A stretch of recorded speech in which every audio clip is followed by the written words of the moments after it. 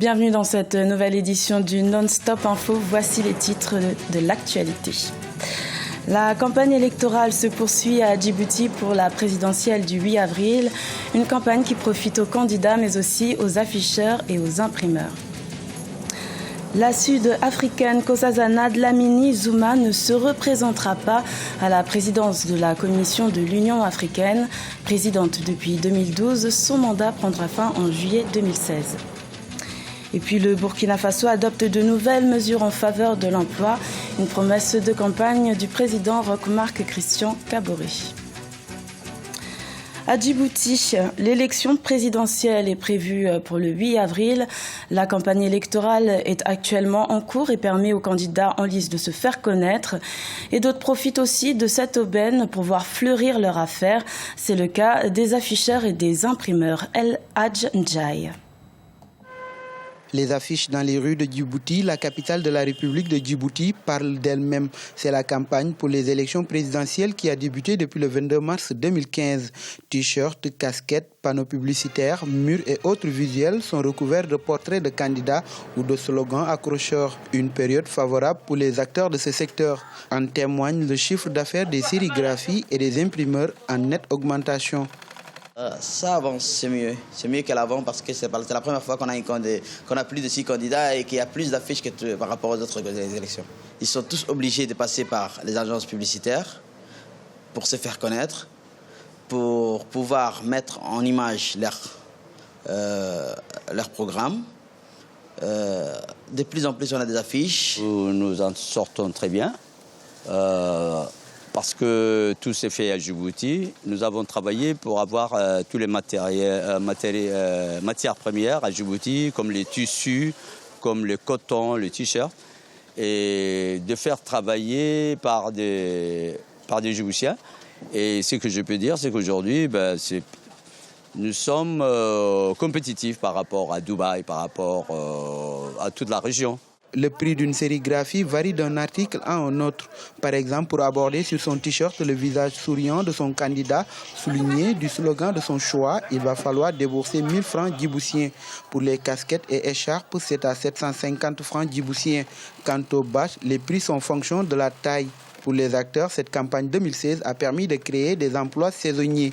Depuis un mois, nous faisons travailler une centaine de personnes pour l'impression des t-shirts et pour aussi confectionner des bagnes, des boubous, des écharpes, des chapeaux.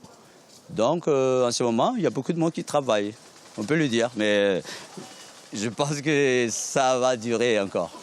À Djibouti, en cette période électorale, si les candidats rivalisent de meetings ou encore de rencontres de proximité pour séduire les électeurs, les supports de communication sont aussi bons pour cette quête de l'électorat. L'objectif étant surtout de remporter cette élection présidentielle dont 6 candidats en lice. Et sachez qu'Africa 24 vous propose des émissions spéciales consacrées à l'élection présidentielle djiboutienne. Vous pourrez suivre tous les soirs à partir de 17h GMT le débat sur ce scrutin présidentiel. À partir de 18h45, le débriefing des experts. Elle est présidente mais ne compte pas se représenter. La Sud-Africaine Nkosazana Dlamini Zuma ne veut pas faire de second mandat à la tête de la Commission de l'Union africaine. Son mandat doit prendre fin en juillet 2016 après 4 ans de présidence. Plus de précisions avec Birama Saounera. Après 4 ans passés à la tête de la Commission de l'Union africaine, Nkosazana Dlamini Zuma ne se présentera pas pour un second mandat. Cette décision a été rendue publique par le ministère sud-africain des Affaires étrangères. Aucune raison ni explication n'a été donnée, mais certains observateurs estiment déjà qu'elle viserait la présidence du parti sud-africain au pouvoir, l'ANC, afin de briguer la magistrature suprême de l'Afrique du Sud. Jacob Zuma, le président sud-africain, se débat dans d'énormes difficultés. Il est sérieusement décrié par la classe politique, y compris au sein de l'ANC.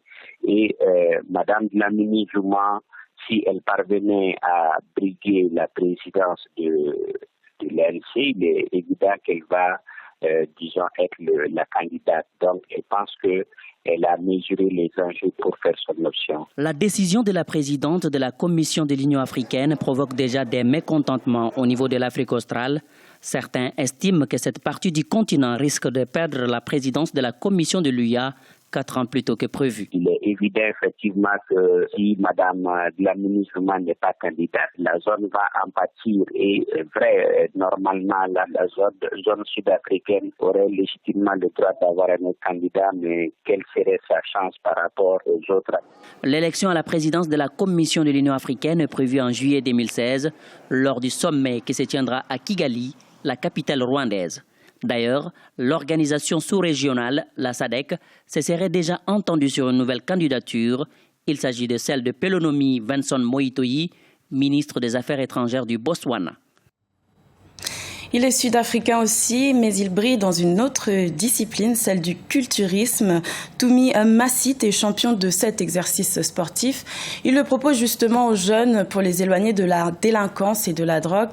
Notons qu'en 2013, les crimes liés à la drogue étaient en hausse de 13,5% chez la jeune population. Siam Leo, Victoria Sedji. Avec un physique qui attire les regards, Tumi Massit doit sa notoriété à la pratique quotidienne de cet exercice de musculation, le culturisme.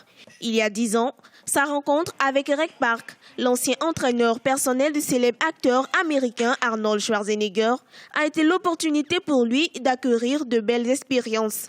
Depuis, celui que l'on surnomme le Schwarzenegger sud-africain a remporté des championnats nationaux. Aujourd'hui, c'est auprès des jeunes des bas quartiers qu'il souhaite s'investir.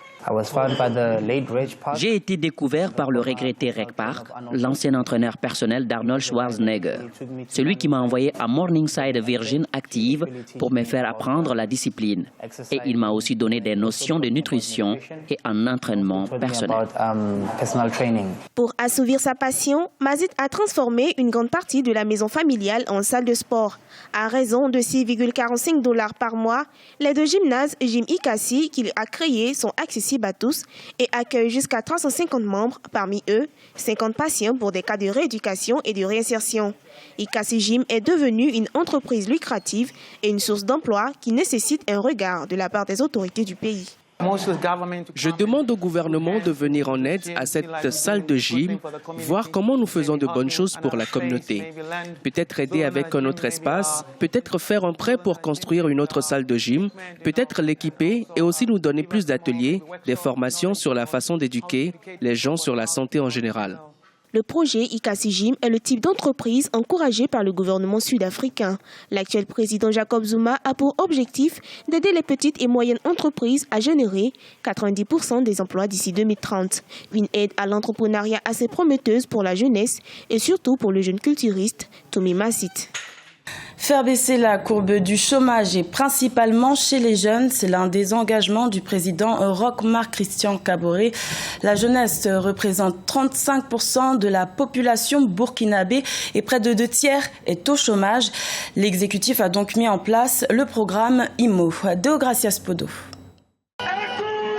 C'était l'une des promesses de campagne de l'actuel chef de l'État burkinabé, Roch Marc Christian Kaboré. Mercredi 30 mars 2016, le gouvernement a adopté un rapport relatif à la mise en œuvre du volet travaux à haute intensité de main-d'œuvre IMO. Ce programme destiné à 9 300 jeunes issus de 49 communes et dont le coût de réalisation a été évalué à 2,5 milliards de francs CFA permettra, selon les autorités, de réduire le chômage dans le pays. La question de l'emploi est une question essentielle. Ce programme, donc, dans le volet IMO, il s'agit donc de jeunes ruraux qui seront donc utilisés essentiellement pour des travaux à haute intensité de main-d'œuvre, notamment dans le cadre de l'entretien des voies et des pistes. Il faut savoir qu'une des obligations qui leur est faite, c'est une obligation d'épargne, afin qu'au terme de ces 6 mois-là, les institutions puissent les accompagner pour lancer effectivement des activités en termes d'auto-emploi. Durant la période d'exécution du programme, les 9 300 jeunes bénéficieront d'une série de mesures d'accompagnement, notamment en termes d'initiation au métier de leur choix, d'alphabétisation, d'accès à l'assurance accident et d'encouragement à l'épargne volontaire.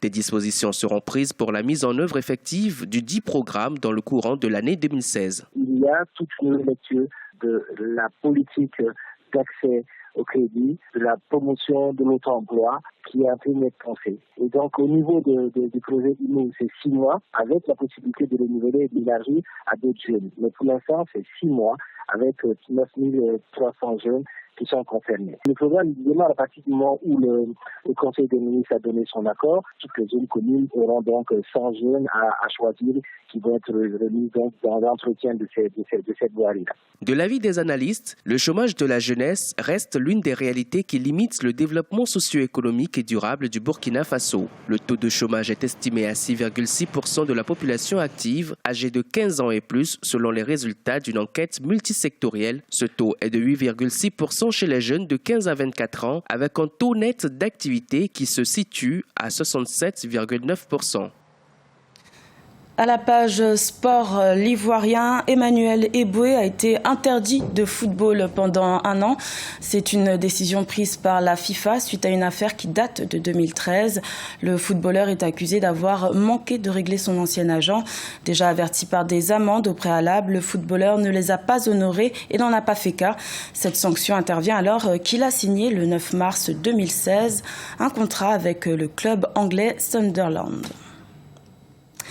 C'était le journal de la rédaction. Merci de l'avoir suivi. Retrouvez dans quelques instants une nouvelle édition de l'information sur Africa 24.